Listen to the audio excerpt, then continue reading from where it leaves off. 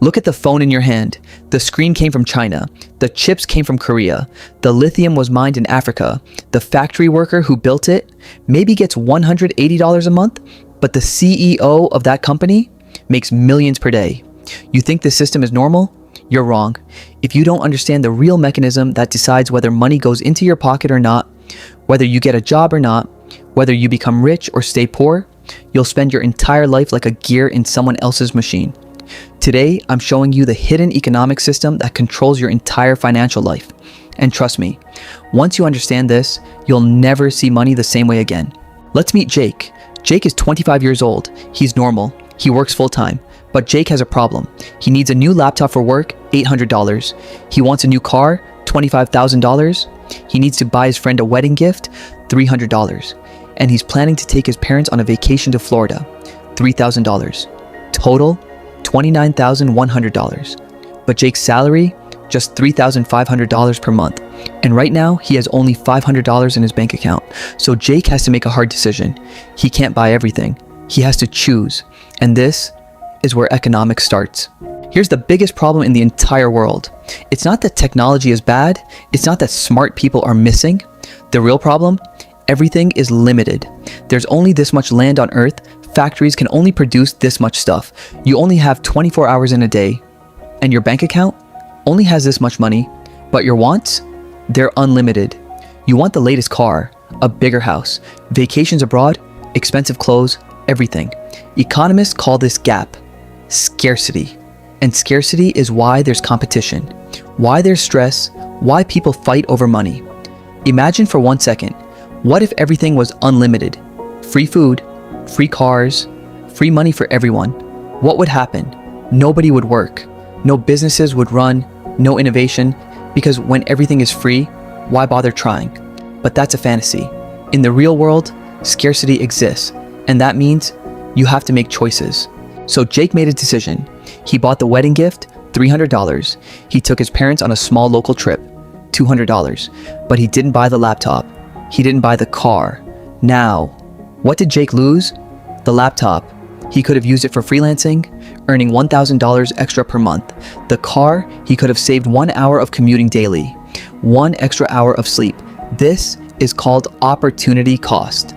Opportunity cost equals the value of what you didn't choose. Every choice has a hidden cost you don't see. Example, you're at work at 6 p.m. You have 2 options. Option 1, go to the gym, leads to improve your health. Option 2, go to the mall with friends, leads to watch a movie. If you choose the movie, your opportunity cost is your health. You traded 2 hours of entertainment for 2 hours of fitness. Is it wrong? No. But the reality is, every choice costs something. Now let's say Jake has a laptop. He needs to edit a video, but Jake is a writer. He doesn't know video editing. Then there's Maria. Maria is a video editor. She doesn't know writing. Both have 2 options. Option 1, learn everything themselves.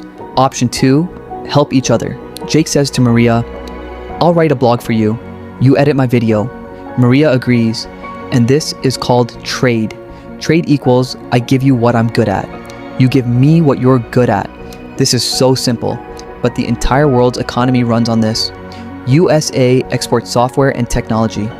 USA imports oil and electronics because it's cheaper to buy what we're not good at. But here's the twist. What if Jake could edit videos and he's even better than Maria? Should he still hire Maria? Yes, because if Jake spends 1 hour editing, he loses $500, his writing income. But if he pays Maria $100 to edit, he still earns $500. Net gain equals $400. This is called comparative advantage. Comparative advantage equals you don't have to be the best. You just have to be good at something that costs less for you to do. And this is why every person has value. Even if you're average at something, someone needs you because you save their time. Now mix scarcity, opportunity cost, trade, and comparative advantage. And you get one thing, the market. The market is not a place. It's a system where buyers and sellers meet and prices are set.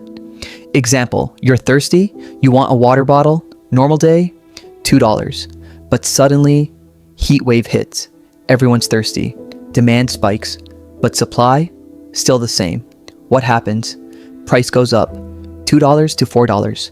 This is demand versus supply. When demand greater than supply, price rises. When supply greater than demand, price drops. Real example, wedding season in USA, October to November. Everyone needs photographers, DJs, caterers. Demand explodes, but in New York, only 500 good photographers, 5,000 weddings. So photographers charge $5,000 instead of $3,000. And people pay because they need them. This price increase is a signal. It tells other people this field has opportunity. Next year, 1,000 new photographers learn photography. Supply increases. Price goes back to normal. This is an automatic balancing system. Nobody designed it. It just works. But wait, what if Jake has no money? He only has an old watch. The store owner doesn't want the watch, he wants food. The person with food wants books. The person with books wants clothes. This is getting complicated, right? To solve this, humans invented the biggest invention, money. Money is a medium, something everyone accepts. In the past, beads, then gold, then paper notes, now digital money. But here's the truth, money has no value. Its value exists because we all believe it has value. If the Federal Reserve says this $100 bill is now invalid, it becomes just paper. Now, the most interesting part, you put money in the bank. You think it's safe in a locker. Wrong. The bank immediately loans your money to someone else. You deposit $10,000. Bank loans $9,000 to someone for a house. That person pays $9,000 to a builder. Builder deposits $9,000 back in the bank. Bank loans $8,000 to someone for a car. This keeps going. Your $10,000 becomes $50,000 in the market. This is called money creation. This system works until everyone tries to withdraw their money at the same time. If a rumor spreads, the bank is failing, thousands queue at ATMs. The bank has no cash. This is called a bank run, and it's dangerous. That's why the government insures deposits so people stay confident. Now, let's talk about your job and salary. You graduate, you find a job, you interview. This is the labor market. U equals the product. Your skill plus time equals what the company buys. But here's the hardest truth. Your salary does not depend on how hard you work. Employee John works 12 hours per day, earns $4,000 per month. The CEO works 6 hours per day, earns $500,000 per month. Why? Because your salary depends on how hard it is to replace you. John does data entry. Anyone can do it. Thousands exist. High supply leads to low salary. The CEO manages a billion-dollar company globally. Few people can do this. Low supply leads to high salary. This system is brutal, but it's reality. So if you want more money, learn skills that few people have and many people need. AI, data science, blockchain. These fields have skill shortage leads to high salaries. Now you worked hard. You made money. What do? Hide it under your mattress? Biggest mistake. Inflation will eat it. You put $5,000 in FD.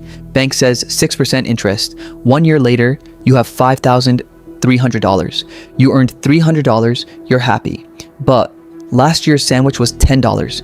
Now it's $11. Last year's gas was $3 per gallon. Now it's $3.50. Inflation is 8%. Your money grew 6%. Prices grew 8%. You became richer by $300, but poorer by real value. Inflation comes from when government prints too much money. More money in market, same amount of stuff. Prices go up. That's why the Federal Reserve controls interest rates. When inflation is high, loans become expensive, people spend less, demand drops, prices stabilize. Final question. If this system is fair, why does poverty exist? Answer. Behavioral economics. We think humans are rational, but we're emotional. A poor person gets $100. Economics book says, save it, invest it, but they buy good food for their family or recharge their phone. Why? Because their life has so much stress, so much lack. They need today's small happiness, not 5 years later imaginary profit. This is the poverty trap. Poverty is a cycle, hard to escape.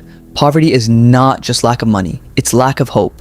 It's a mental health problem, and until the system understands this psychology, poverty won't end. So what did you learn today?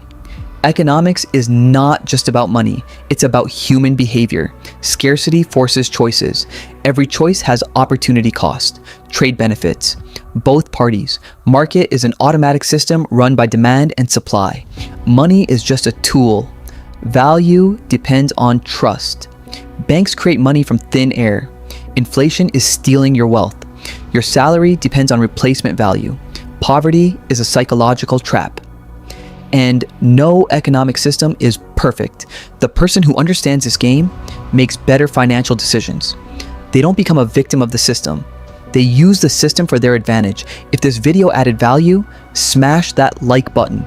It tells me there's demand for deep content like this. And if you want me to make similar detailed videos on stock market, real estate, or personal finance, comment below. See you in the next video.